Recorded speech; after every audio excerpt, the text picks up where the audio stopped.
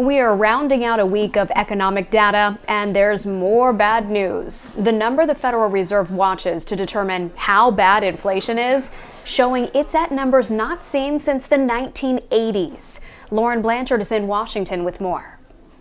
We're not seeing a worsening inflation situation. We're just not making the progress that we need. Yet another worse than expected economic report out Friday morning. The Federal Reserve's preferred marker of inflation from the Commerce Department showed a big increase. Inflation up 6.8% over a year ago. Prices were up 1% month to month, and consumer spending was up 0.1%, just outpacing inflation, showing that shoppers are still pulling out their wallets.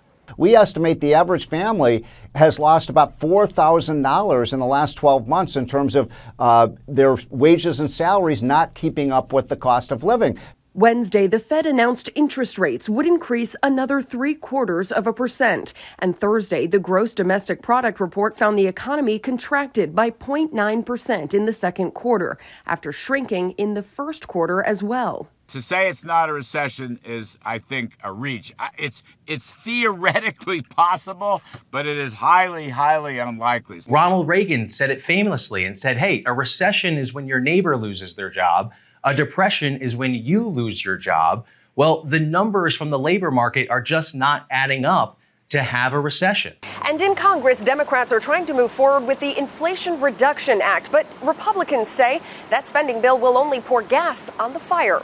In Washington, Lauren Blanchard, Fox News.